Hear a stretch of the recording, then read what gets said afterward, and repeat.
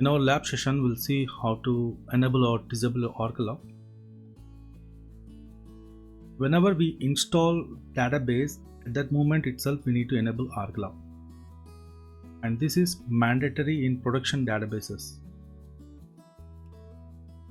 These Oracle Logs, using these Oracle Logs, we can create the lost data file as well. The data file was lost, removed unexpectedly. We can create the data file using these Oracle Logs.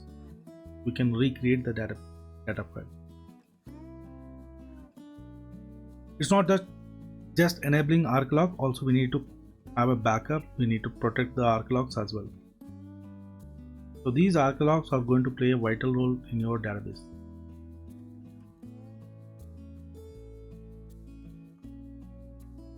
In development, it's not mandatory, but it's production, it's mandatory. In development, we will not find much space to hold your Oracle Logs, but in few situations, we need to enable and generate these Oracle Logs and store Oracle Logs, even in development. And we can have external storage to have a backup these Oracle Logs in case you don't have enough space in your development server as well. You can use some USB storage, external storage, so that it can help you to restore or recover your database in development. But we recommend to have in development as well, as because more than 15 to 200 people get access to these development servers, and they do a lot of changes every day 24/7 developing the objects, and these objects got corrupted, either lost, removed by someone unexpectedly. As a DBA, our job is to recover. So in that case, we can't say as it is development and we don't have enough space in development and we have only in production, not in development. Those answers are not valid. Sometimes they don't care about those answers. Whether we have a space or we don't have space, it's our job. Our job is to protect database. So let's see in lab session how to enable Oracle Log. What are the two parameters to configure this Oracle Log to enable? Where these Oracle Logs locate? How to find out these Oracle Logs physically? What format it is going to write these Oracle Logs?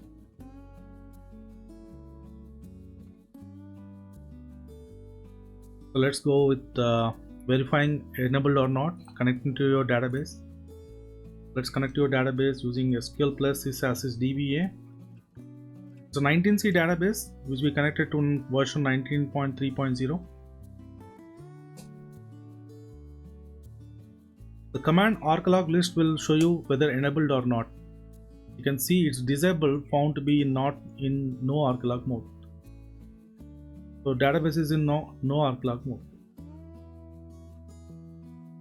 To generate these archives, to enable this Oracle Log mode, the two parameters to be configured, and before configuring two parameters, we need to ensure that there is a physical destination.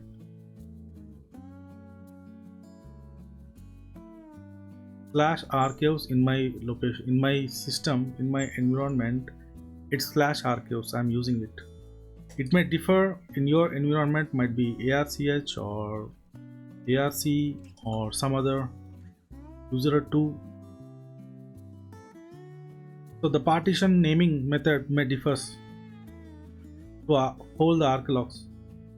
So in my case it is /archives, and if you have multiple instances,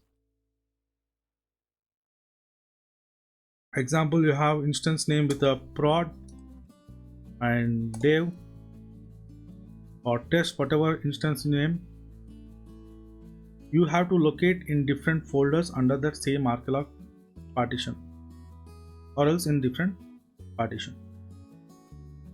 Depends on space, depends on company policies.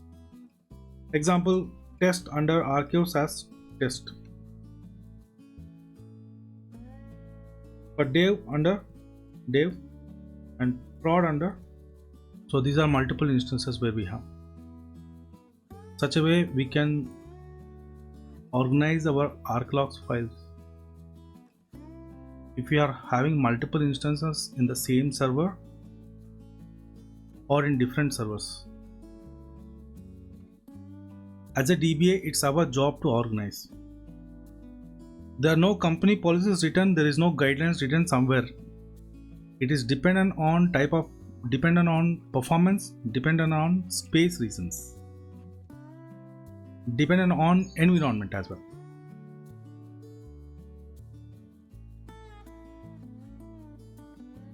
So let's go with physical destination.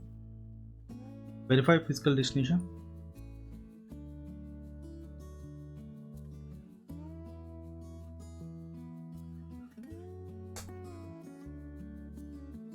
Check whether we have environment folders. We have prod and stand.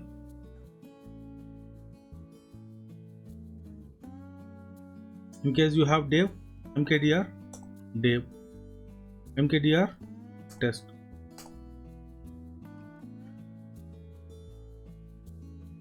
So we have 4 environment folders: dev, prod, stand and test. To locate your production database of prod instance, you can specify under prod. If it is for test, test. If it is for dev, dev. The naming conventions may differ, but in my environment I have named as dev, prod and test. Project to project it differs. The naming conventions for the instance name.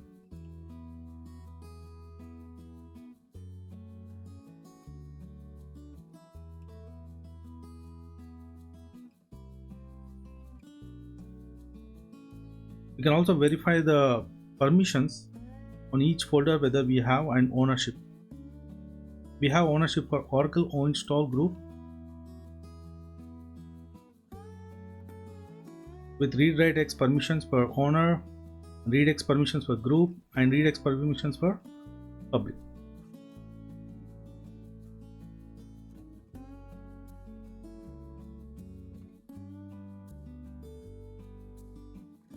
So let's enable the parameter, the 2 parameters, log archive dest _1 and log archive format.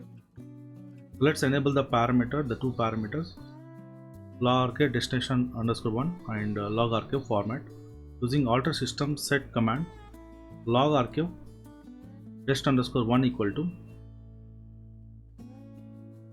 /archives /prod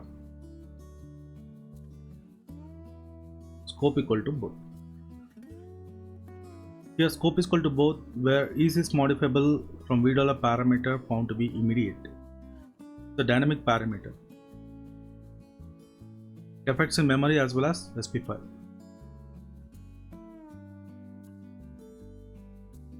Let's change the other parameter, alter system set log archive format. %t underscore %r underscore %s dot arc. Here the format %t represents your thread number. For every instance we have a thread number. %r the reset log ID. So a unique name are constructed for the ArcLog files whenever there is a multiple incarnations of in the database.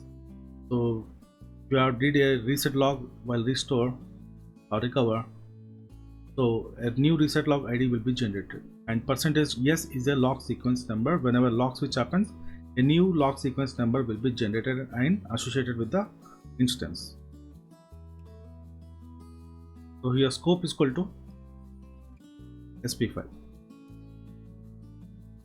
Why the scope is equal to SP file? Where is underscore modifiable from VDola parameter, where name like log archive format is false. It's not a dynamic parameter, it's a static parameter. As it is a static parameter, we need restart. So shut down the database. As well, while restart will enable the arc log mode as well. It will affect this value as well as it will enable the arc log mode in mount mode. So we'll keep in mount mode now. To enable database in arc log mode, we need to keep in mount status.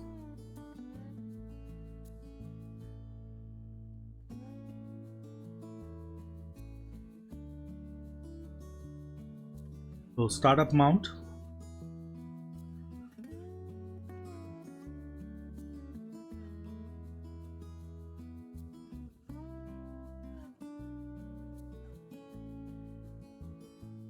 Alter your database arc log. Got enabled now, and open the database and verify enabled or not using arc log list. Using arc log list command says enabled. This is the destination, so it's enabled. We can see the current log sequence number is 176 is getting filled, means 175 is generated. We'll do a manual switch to generate. You can verify the parameter as well as enabled or not. It's with .arc.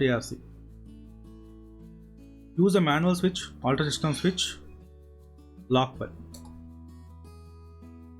You can generate using / to repeat the same statement and verify the current log sequence number is 178. You can verify from physical the archive destination prod. What are the archives generated right now? Currently is getting filled 178, and this is the incarnation number. We can see redo logs ID, and this is the thread number, and the current log sequence number is 177. 178 is getting filled and 177 is generated. 176, 175 are being generated. So these archives we have. So whenever a log switch happens, the log writer writes from log buffer to log files. Once the log buffer from the log buffer to log file, it writes. The log file fills, it writes into another log file by log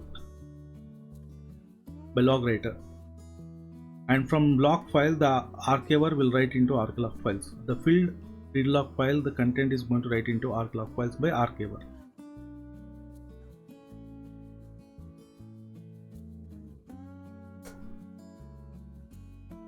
So we have shown this enabling the arc log. There is no difference between the prior versions to 19C. It's same in 8i, 9i, 10g, 11g, 12c, 19c, 18c. Enabling arc log is same. There is no difference. The base knowledge is same.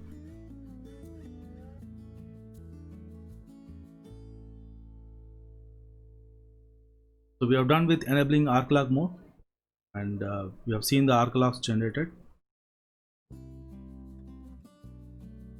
We'll see how to back up these arc logs and how to protect these arc logs for recreating your data files.